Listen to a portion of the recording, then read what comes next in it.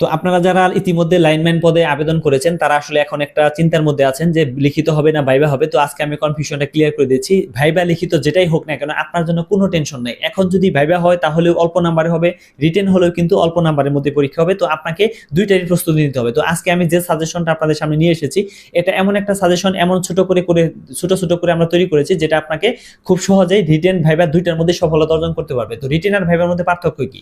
যে জিনিসটা মুখে বলতে হবে সেটা আপনার ভাইবা, আর জিনিসটা লিখতে হয়তো সেটা হচ্ছে কি আপনার রিটেন। তো এখানে যে প্রশ্নগুলি আমরা আজকে নিয়ে এসেছি এটা যদি লিখতে বলে তাহলে আপনি লিখতে পারবেন, প্রশ্ন ধরলেও আপনি কিন্তু পারবেন, কোনো সমস্যা নেই, এটা নিয়ে কোনো কনফিউশনের কিছু নেই। আর ছোট ছোট প্রশ্ন হবে, যেমন আপনার নামটা অবশ্যই সঠিকভাবে বলার চেষ্টা করবেন, যেটা আপনার আবেদনপত্রে বলেছেন, লিখতে বললেও লিখবেন, বলতে বললেও বলে দেবেন। ঠিকানা, আপনার ঠিকানাটাও সেম ভাবে যেটা আপনি আবেদনপত্রে লিখেছেন বলেছেন এটাও কিন্তু লিখতে বললে লিখতে পারবেন, বলতে বললে বলতে পারবেন। বর্তমানে কি করছেন, এই মুহূর্তে আপনি কি কাজটি করছেন, এটা নিয়ে 5 বাক্যে সুন্দর একটা টপিক সাজাবেন, যে কাজটা আপনি বলে দিতে পারেন যে হ্যাঁ এই মুহূর্তে আমি এই কাজটা করছি, এটা লিখতে বললেও লিখতে পারবেন, বলতে বললেও বলে দেবেন। তারপর হচ্ছে নিজের সম্পর্কে লিখুন বাংলা বা ইংরেজিতে। যেমন মনে করেন আমরা আমাদের পরিচয়টা, আপনার নাম, আপনার বাবার নাম, এগুলি বলে তারপরে আপনি কি করছেন বা আপনার নিজের সম্পর্কে একটু 5 মিনিটে 5 বাক্যে একটা কিছু বলে দিবেন, ঠিক আছে। তারপরে হচ্ছে আপনার মার্চ মাস, বর্তমান কিন্তু মার্চ মাস, তার মানে কি মার্চ, এটা হচ্ছে কি যুদ্ধের ময়দানে আমরা যখন অংশগ্রহণ করেছিল আমাদের দেশ, তখন কিন্তু এখানে অনেকগুলি বিষয় নিয়ে জড়িত ছিল। তো আপনারা এই টুকটাক মুক্তিযুদ্ধ নিয়ে কিছু একটা ধারণা নিতে পারেন, যেহেতু মার্চ মাস আপনারা এটা নিয়ে ধারণা করতে পারেন। তারপর এটা হচ্ছে কি রমজান মাস। তো রমজান মাস কিন্তু রোজার মাস যেহেতু আপনার, তার মানে এখানে রোজা ভঙ্গের কারণও কিন্তু আপনাকে ইচ্ছা করলে জিজ্ঞেস করতে পারে, বা লিখতে বললে লিখতে বলতে পারে, আপনি দুই একটা রোজা ভঙ্গের কারণও কিন্তু আপনি জানতে পারেন। তারপর হচ্ছে আপনার হচ্ছে তারিখ, আজকের তারিখ, যেমন আপনার এখানে আজকে কয় তারিখ, আসলে আজকে যে তারিখটা এটা হচ্ছে কয় তারিখ, এই তারিখটা নিয়েও কিন্তু প্রশ্ন হতে পারে। যেমন আপনি বাংলা মাসে কত তারিখ, যেমন 14 তারিখে পরীক্ষা দিতে যাচ্ছেন, প্রশ্ন আসলো বাংলা মাসে কত তারিখ আজকে, তখন আপনি কিন্তু কনফিউশনে পড়ে যাবেন, অনেকে আমরা জানি না। তো এটা আপনি জেনে যাওয়ার চেষ্টা করবেন। তারপরে হচ্ছে আপনি আরবিতেও জেনে যেতে পারেন ইচ্ছা করলে, কোনো সমস্যা নেই।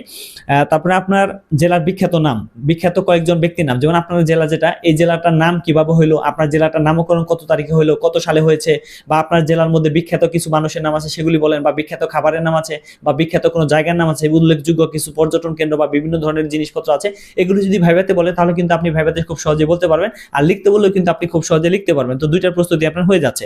মানুষের নাম, অর্থাৎ আমি আপনাকে বলেছি যে বিখ্যাত কোনো মানুষের নাম কিন্তু আপনাকে মনে রাখতে হবে।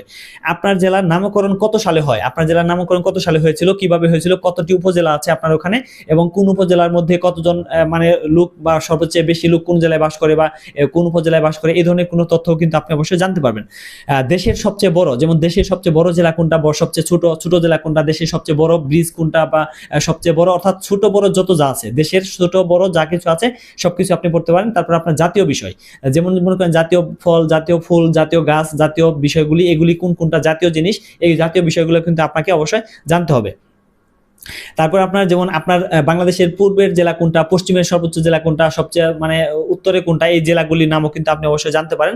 আর আইসিটি মানে হচ্ছে কি তথ্য প্রযুক্তি, ওই তথ্য প্রযুক্তি নিয়ে আপনাদের যে প্রশ্নগুলি রিটেনে এসেছিল সেই বিষয়গুলি নিয়েও কিন্তু আপনারা অবশ্যই ভালো ধারণা নিতে পারেন।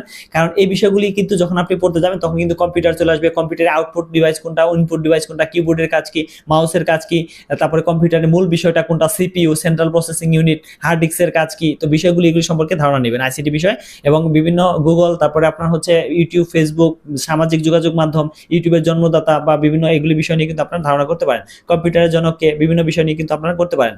তারপরে সবচেয়ে বেশি গুরুত্বপূর্ণ বিষয় হচ্ছে আপনার এই চাকরিটা কেন দরকার, আপনি এই চাকরিটা কেন করতে যাচ্ছেন, মানে আপনার এই চাকরিটা কেন দরকার, এটার উপরে কিন্তু আপনার কয়েকটা টপিকস আসতে পারে। তো আপনারা অবশ্যই সেখানে ভালো কিছু দিয়ে দিবেন। যেমন মনে করেন আমার ফ্যামিলি খুবই দরিদ্র, আমার এই চাকরিটা আসলে খুবই প্রয়োজন, আমি ছোটবেলা থেকে স্বপ্ন দেখতাম বিদ্যুৎ অফিসে চাকরি করব।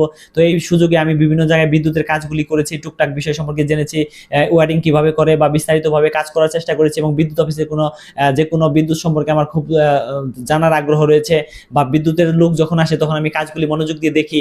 তারপরে হচ্ছে আপনার এই বাংলাদেশ পল্লী বিদ্যুতায়ন বোর্ডটা এমন একটা জিনিস, যেটা হচ্ছে আমরা যার কারণে আমরা এই বিদ্যুতের আলো দেখতে পেয়েছি, বা বিদ্যুতের আলো আমরা এখন ব্যবহার করতে পারি। তো এই জন্য আমার একটা স্বপ্ন যে আমি বিদ্যুৎ অফিসে চাকরি করবো। তো সেই ক্ষেত্রে কিন্তু আপনি অবশ্যই এই বিষয় সম্পর্কে ধারণা নিতে পারেন। তারপরে এটা আপনি এটা অল্প সময়ে 3-4 বাক্যে বা 5 বাক্যের মধ্যে আপনি কিন্তু বলতে পারেন। পল্লী বিদ্যুৎ সম্পর্কে কি জানেন, যেমন আপনাকে যদি জিজ্ঞেস করে যে আপনি বিদ্যুৎ অফিস সম্পর্কে কি জানেন, তো আপনি অবশ্যই বলবেন যে বাংলাদেশ পল্লী বিদ্যুতায়ন বোর্ড এটা কিন্তু একটা বিদ্যুৎ বিতরণকারী প্রতিষ্ঠান। তো এই পল্লী বিদ্যুতায়ন বোর্ডের অধীনে সারা বাংলাদেশে 80টি পল্লী বিদ্যুৎ সমিতি রয়েছে। তো এই 80টি পল্লী বিদ্যুৎ সমিতির কাজ হচ্ছে হচ্ছে গ্রামের ভিতরে যে মানুষগুলি বসবাস করে তাদেরকে বিদ্যুৎ দেওয়া, এই ধরনের কিছু টপিক দিয়ে দিবেন এবং শেষে বলে দিবেন যে এটা আমাদের জন্য খুবই একটা সুসংবাদ বা শুভকামনা যে আমরা পল্লী বিদ্যুতের কারণে আমরা নিজেদেরকে বিদ্যুতের আলোয় আলোকিত করতে পেরেছি এবং বিদ্যুতের মাধ্যমে বিভিন্ন জিনিস আমরা ব্যবহার করতে পারছি। এটা কিন্তু অবশ্যই আপনারা বলে দিতে পারেন। প্রবেশ কোন নীতির উপর চলে? প্রবেশ হচ্ছে কি না লাভ না লোকসান। হ্যাঁ, এটা হচ্ছে পল্লী বিদ্যুৎ সমিতি, মানে কি আপনাদের যে পল্লী বিদ্যুৎ সমিতি রয়েছে এগুলি আসলে কোন নীতির উপরে চলে? এটা হচ্ছে না লাভ, মানে লাভও নাই এদের, লোকসানও নেয়। তার মানে কি এটা না লাভ না লোকসান করে আপনাদের মাঝে সবার মাঝে বিদ্যুৎ পৌঁছে দেয়, এটা হচ্ছে এটার মূল লক্ষ্য। তারপর হচ্ছে আপনার এখানে যেমন আপনাদের যে বিদ্যুৎ অফিসগুলি রয়েছে এগুলি আসলে যেমন টোটাল যে বিদ্যুৎ অফিস রয়েছে 80টা, এই 80টা পল্লী বিদ্যুৎ সমিতির আন্ডারে একটা পল্লী বিদ্যুৎ বোর্ড। এই বোর্ডের অধীনে একজন কে থাকে? সর্বোচ্চ পদ হচ্ছে চেয়ারম্যান। এই চেয়ারম্যানের বর্তমান চেয়ারম্যানের নাম কি? উনি হচ্ছে মেজর জেনারেল জিয়াউল আজিম জিয়া। হ্যাঁ, ওনার নামটা আপনারা মনে রাখতে পারেন। এবং আর আপনাদের যে পল্লী বিদ্যুৎ সমিতি রয়েছে প্রতিটা জেলাতে এই পল্লী বিদ্যুৎ সমিতির মধ্যে কিন্তু প্রত্যেকটা জেলার এক একটা পল্লী বিদ্যুৎ সমিতির মধ্যে কিন্তু একজন প্রধান থাকে, যিনি হচ্ছে কি জিএম বা জেনারেল ম্যানেজার অথবা সিনিয়র জেনারেল ম্যানেজার। আপনারা কিন্তু এই বিষয় সম্পর্কে অবশ্যই ভালো ধারণা নিতে পারেন।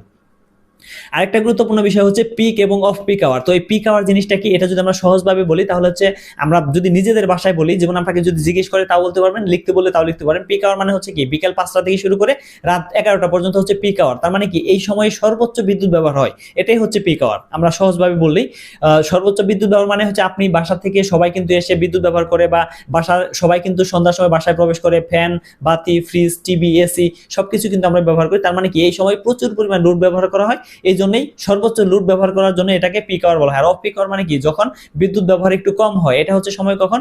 রাত 11টার পরে থেকে নিয়ে পরের দিন বিকাল 5টার আগে পর্যন্ত। ঠিক আছে, এটা হচ্ছে অফ পিক আওয়ার। তো এই বিষয় সম্পর্কে টুকটাক ধারণা রাখবেন যাতে আপনি লিখতে বললে অল্প লিখতে পারেন বা বলতে বললেও আপনি বলতে পারেন। ঠিক আছে, এই হলো বিষয়। আর বর্তমানে বিদ্যুতের ভূমিকাটা নিয়ে যদি বলে, আপনাকে যদি বলে যে বর্তমানে যে বিদ্যুতের ভূমিকা আছে বা পল্লী বিদ্যুতের ভূমিকাটা বলেন, তখন আপনি বলবেন যে হ্যাঁ, বর্তমান সময় হচ্ছে বিজ্ঞানের যুগ। আর এই বিজ্ঞানের যুগে যতগুলি ইলেকট্রনিক্সের জিনিস রয়েছে আমরা প্রতিনিয়ত ব্যবহার করি, সবগুলি কিন্তু বিদ্যুতের উপর নির্ভরশীল। বিদ্যুৎ ছাড়া কোনোটি ব্যবহার করা যায় না। আপনি কয়েকটা উদাহরণ দিতে পারেন, যেমন ফ্যান বাতি, তারপরে ফ্রিজ টিভি এসি, এগুলি বলার সাথে সাথে আপনি কিন্তু কম্পিউটার, তারপরে নেটওয়ার্কিং সিস্টেম বলতে পারেন, তারপরে আপনার বাসা বাড়িতে রান্না বান্নার জন্য চুলা ইউজ করেন, হিটার। হ্যাঁ, এই সব কিছুই কিন্তু আপনার বিদ্যুতের মাধ্যমে ব্যবহার করি। এটা ব্যবহার করার পরে আপনি বলে দিবেন যে বিদ্যুতের আশীর্বাদ আসলে আমরা বলে শেষ করতে পারবো না। এই বিদ্যুৎ না থাকলে আমরা নিজেদেরকে 1 মিনিটের জন্য কল্পনা করতে পারি না, যে আমাদের অস্তিত্বতে কল্পনা করা যায় না। এই ধরনের কিছু গুছিয়ে সুন্দর করে বিষয়গুলি বলে দিবেন, কারণ এটা আসলে অনেক বড় বিষয়। আমি আসলে অনেক কিছু বলতে গেলে আপনাদেরকে সময় বেশি হয়ে যাবে, সেজন্য আমি আপনাদেরকে সংক্ষিপ্তভাবে বলার চেষ্টা করছি। আপনারা একটু সুন্দর করে গুছিয়ে নেবেন। লোডশেডিং, এই মুহূর্তে কিন্তু লোডশেডিং একটা গুরুত্বপূর্ণ বিষয়। তো লোডশেডিং সম্পর্কে যদি বলে যে লোডশেডিং এর 2টা কারণ বলেন, তো তখন কি বলবেন? লোডশেডিং এর 2টা কারণ বলতে পারবেন যে লোডশেডিংটা হচ্ছে চুরি বিদ্যুৎ। যেমন বিদ্যুৎ যারা চুরি করে ব্যবহার করে তাদের কারণে কিন্তু লোডশেডিং হয়। এটা কিভাবে হয়? যখন বিদ্যুৎ চুরি করে এটা কিন্তু কোনো মিটারে কাউন্ট হয় না, কোনো মিটারে গণনায় আসে না। যার কারণে কি আপনি যখন বিদ্যুৎটি চুরি করে মানুষ, তখন এই মিটারে না আসার কারণে কি গ্রিড থেকে কিন্তু লোড পরিমাপ হয়, কিন্তু বিতরণ প্রতিষ্ঠানরা এই লোডটা পরিমাপ করতে পারে না। যার কারণে কি মাঝামাঝি একটা জায়গায় লোডটা উধাও হয়ে যাচ্ছে। তো এর কারণে বিদ্যুৎ সেক্টরে লোডশেডিং দিতে হচ্ছে। মানে ওনারা বলতেছে যে আপনাদের লোড বেশি ব্যবহার করছেন, কিন্তু এখানে তো বিদ্যুৎ অফিসের কোনো দোষ নেই, বা বিদ্যুৎ অফিস পাচ্ছে না কোথায় লোডটি ব্যবহার হচ্ছে, যার কারণে এটা বিদ্যুৎ চুরির কারণে লোডশেডিং হয়। আর কিছু কিছু ব্যাপার আছে, যেমন বিদ্যুৎটা লোডশেডিং কখন হয়? যখন আমাদের বিদ্যুৎ উৎপাদনের একটু ঘাটতি থাকে তুলনামূলকভাবে চাহিদার তুলনায় যখন বিদ্যুৎ উৎপাদনের ঘাটতি হয় তখন কিন্তু আমাদের লোডশেডিং দিতে হয়। কারণ বিদ্যুতের উৎপাদন করতে গেলে যে জ্বালানি বা বিভিন্ন কিছুর প্রয়োজন হয়, তখন কিন্তু অনেক সময় আমাদের গভর্নমেন্টের এগুলি থাকে না, বা একটু খরচ বেশি হওয়ার কারণে কিন্তু আমাদের এগুলি সংকুচন হয়ে যায় বা কমে যায়, তখন কিন্তু আমাদের লোডশেডিং দেওয়ার প্রয়োজন হয়। এগুলি আপনারা গুছিয়ে গাছে সুন্দর করে বলে দেবেন।